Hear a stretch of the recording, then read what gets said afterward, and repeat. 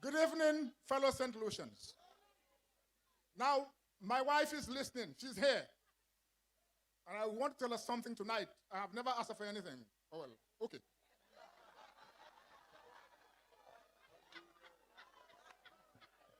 I want to tell her, when I die, if I go before her, play that song for me up to my grave. That bitch is mine. And I want to tell Alan Chasney, where the hell you come from? Not only is that bitch mine, okay, all right, our very own Dr. Kenny D. Anthony.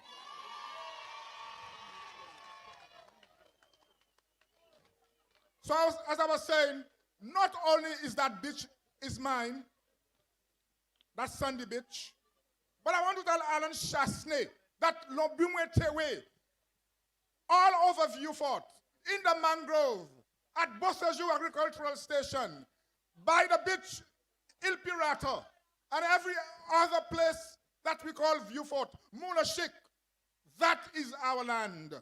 And Vieux concerned citizens, Coalition for Change.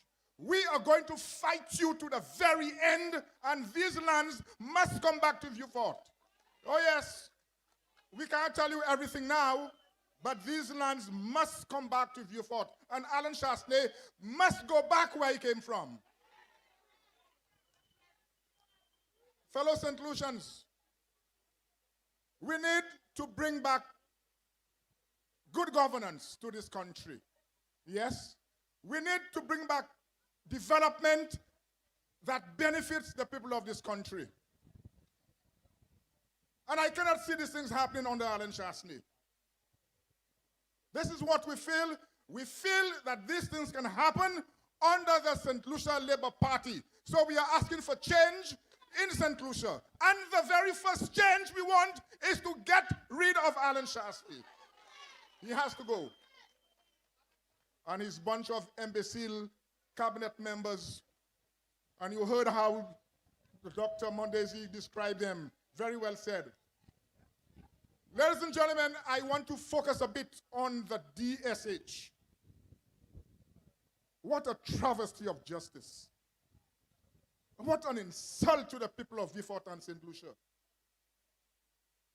That you can sign over without even reading the paper 1,385 acres of land, to be exact, to a man called Theo Aking that you don't know where he comes from. You don't know how much money he has in the bank. You don't know what he has done elsewhere in the world. But you can sign off all our lands, all our prime development lands, all our fertile agricultural lands, all our sensitive areas, the mangrove, the beach and other areas. You can destroy people's lives, the cattle farmers at Bosseju, and you don't care. You don't care. You can give all these things away with a stroke of a pen, and you are saying to St. Lucians, don't worry, it will bring you jobs. No. That is not the way a prime minister works in a country. And we are asking the prime minister, it is about time you come to Vieux to explain to us what is going on. Because you are always going to America and elsewhere, and even go to Deriso to tell Deriso people about projects in Vieux and Javier for Pocotan about those projects. What kind of leadership is this? What kind of a prime minister is this? Ladies and gentlemen, you have to look at this DSH agreement, because in our estimation, it is the deal to kill Vieux, to destroy Vieux. That is what the guy wants to do, because he wants to get at Dr. Kenny Anthony. So let us kill Vieux, and if we can kill Vieux, then there'll be no Dr. Kenny D. Anthony. Let me show you how. Let me show you how. You have to understand this. You have given Theo Aking the land for 99 years. 99 years. Ladies and gentlemen, let us go back into history for a short while. For those who don't know, fast forward to 1939. Around that time, there was something called a Vieux Central Factory, which closed down. And all the lands belonging to this factory were taken over by the British government. Then a deal was signed with the Barbados government to establish a Barbados settlement scheme here in Vieux for the excess population in Barbados. As you know, Barbados is a small country and it's overpopulated. But then here comes World War II. And the British government then signed a deal with the American government to list 1,200 acres of our land for establishing a military base. As we all know, it was called Binfield. However, after some time, the lands were returned to the people of St. Lucia. But the important thing I want to ask you is this. What if the Americans had said to the government of St. Lucia, we have a deal is for 99 years, we signed the deal in 1941, so it will be in the year 2040 that you can get back those lands. What would have been our reaction? I'm asking you. Would you have been happy with this? If not, why then are you signing a deal with one man to have 1,300 acres for 99 years? During that period, your king can do whatever he wants on the land. He can sell, he can list, he can build on it. But ladies and gentlemen, you have to note something again. Because after 99 years, there will be no land to reclaim. What land are you going to claim? The man has sold the land. The man has built on the land. The man has leased on the land. If you want your land back, then you have to compensate the man. Isn't that so? So where are you going to get the money to pay back to your king for everything he has on the land? What kind of a prime minister? What school did he go to?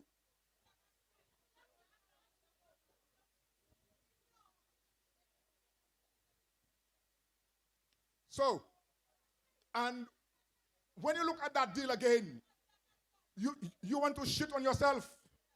Because listen to it. All the monies that your king is making from the land, he will put it in what they call an escrow account based overseas. Presently, see? And he is the only person who can withdraw from that account. I didn't say it. It is in the framework agreement signed by Alan Chasney. So tonight,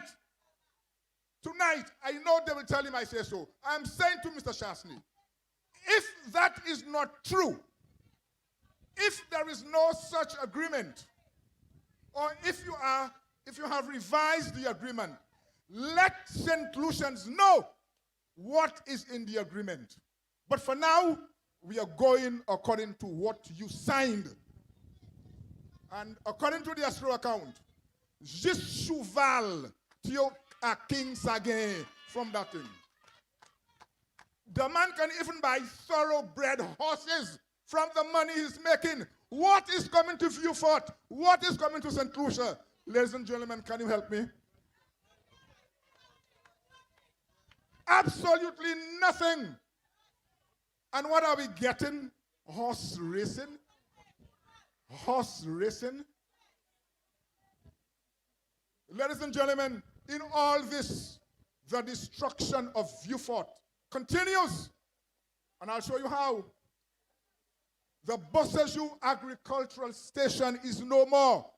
The Bossejou Agricultural and Livestock Station is no more. This, at one time, was a beehive of activity. Selling livestock, selling crops, helping farmers, with their agriculture. And so many other things. Copra was made at Bossejou. But all of a sudden, ça pas assez. Tout ça fini. For what? A horse racing track. But I want to tell you something. And you have to look at this again.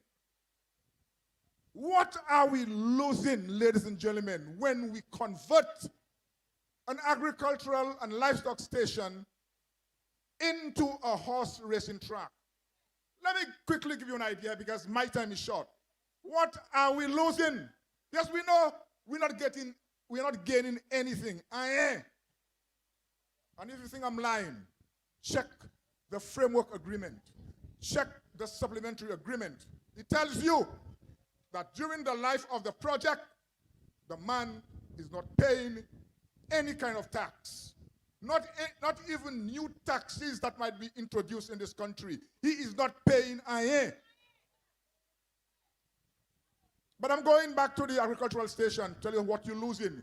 You are losing hundreds of fertile land, hundreds of acres of fertile land. Land we could have used to grow our food and to improve our ability to feed our country. We could have used this agricultural station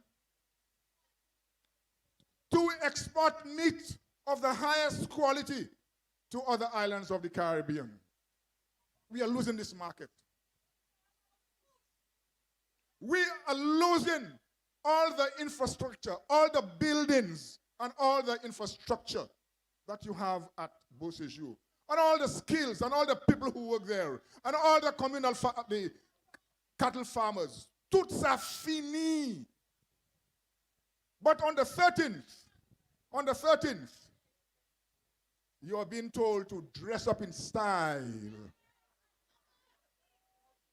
You need tailored coat suits. No sneakers, no jeans. Ladies, you cannot expose anything that God gave you.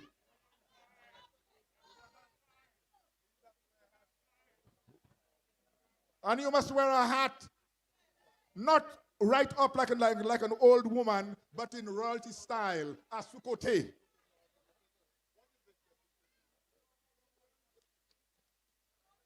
Ladies and gentlemen, I could go on, but because of my time, let me just read for you something that an economist said about that DSH and that horse racing disaster. I will just read for you. And that's by an economist. He says, and listen very carefully. So instead of fostering the development of our people, here we go with a criminal DSH project, giving over 1,000 acres of our best lands in the south, worth at least $500 million EC to a Chinese for 99 years. Then giving him absolute control of our funds from sale of our passports, allowing him permission to determine who gets contracted, while we give free access to Chinese to enter our small country without visa requirement. Exuvle we Chinese, alias horse race truck. You know? As such, we are being reduced to mere bystanders, watching the millionaires and billionaires further enrich themselves using our own resources and depriving us of the privileges of our paradise. In the meantime, we are expected to be proud horse groomers and stable cleaners, security guards, hotel maids, and restaurant waiters and waitresses and the like, serving royalties and the super rich during the sport of kings. That is what an economist had to say about what is happening. So I'm asking Alan Chastanet, is this what you are offering to Vifortians and other St. Lucians as a strategy to promote economic development of the island? An island which enjoyed significant progress under George Charles, John Compton, and Kenny Anthony. An island of 2 Nobel laureates, one in economics, one whose work has been embraced and executed by many countries over the world. And an island with an increasing number of qualified world-class citizens in all spheres of modern life. That is what Alan Chastanet is offering us as a platform for economic development, horse racing. How dare you, Alan Shasley? And I want to say too, shame on Ezekiel. I'm not a politician, but shame on Ezekiel. Because, ladies and gentlemen, Ezekiel played a significant role in getting that meat plant, the abattoir, off the ground. He played a significant role, and I was proud of the role he played. And he can allow Alan Shasley to destroy a gift worth $24 million given to us by Taiwan for the sake of a horse racing track. Ezekiel, that is shameful, grossly irresponsible, and indefensible behavior. And you say you're a minister of agriculture?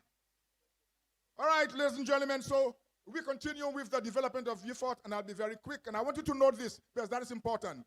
Sandy Beach, just up there where we all go to bathe, where people from all over the island come to bathe.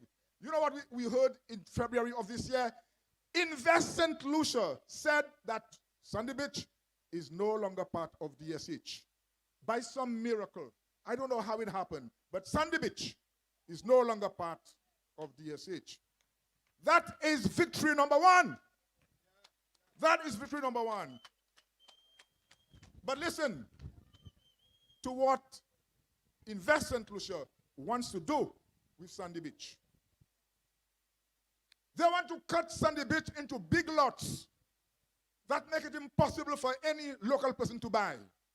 They want to create lots for big hotels.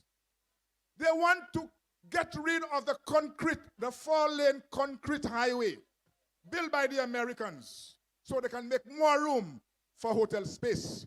But I'm going to tell them, if you interfere with that concrete road, you are going to destroy a big part of Vieux and your airport integrity will be compromised. I hope they understand this. They want to sell recreation park and everything around this area. Not for St. Lucians, but for foreigners. Because they employed a foreign firm, paying them $500,000 to do something that Lucians can do and have done. That is the country you have today. And we are saying we will not allow Invest St. Lucia to continue to destroy Vieux. Because the history shows, ladies and gentlemen, Invest St. Lucia and before it, NDC, made a mess of Vieux. They should sell our lands and use the money to pay high salaries and have big offices, lavish offices here in St. Lucia and abroad. They did nothing for Vieux. They didn't even sell land to Vieux-Fortians. And today, Vieux-Fortians are still landless. We have had enough of this. And the last place that they want to destroy is the Crocodile Beach. Some 2 or 3 weeks ago, you should have seen this, ladies and gentlemen. They scraped every inch of beach sand that they could get. There were huge trucks stretching for 1 mile, waiting to collect the sand. And you know for what? To put on the horse race tracks, because they were having some problems. That is what they did to our sand, destroying our beach. Right now, if you check the beach, oh boy, you can't even bathe there. You can't, it's rough and it's ugly and it's uninviting. So I'm saying to you, there is a plan to destroy Vieux because they want to wipe Vieux south off the political map of St. Lucia. But they won't succeed. And ladies and gentlemen, as concerned citizens, we want to develop a vision for St. Lucia. We are still working on it, our vision. But I want to ask you some questions before I go.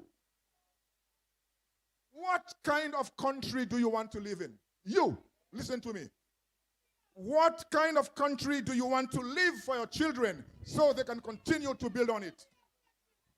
All right, so here are the questions I want to ask you.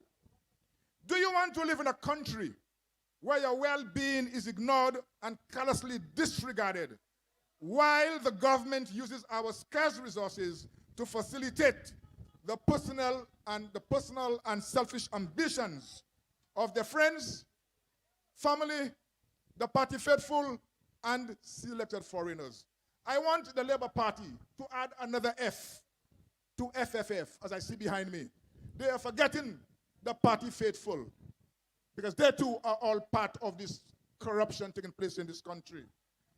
Do you want a country where the political directorate sings its vicious and vindictive clause in every single decision to be made in this country, from the appointment of janitors to that of the Governor General? Do you want a country where the PM repeatedly disrespects the values, the aspirations, the achievements, the culture, the abilities, and the collective intelligence of St. Lucians? Do you want a country that is based on destroying our patrimony for the sake of helping the foreign friends? And do you want a country where crime is frightening and the police response is poor and discouraging? And lastly, do you want a country where cabinet ministers selfishly advance themselves through brazen and shameless corruption and protect themselves on the altar of political expedience? No. So I want you to start thinking about some of those questions. And when you meet the Labour Party, when you meet them in the town hall meetings, you've got to tell them, let the leader, the political leader, let your district representative, and let your prospective candidate for your constituency, let him listen to your ideas and let him put the ideas into some form that he can take to government, so that, ladies and gentlemen, very soon we shall return to this country good governance and good government. I thank you.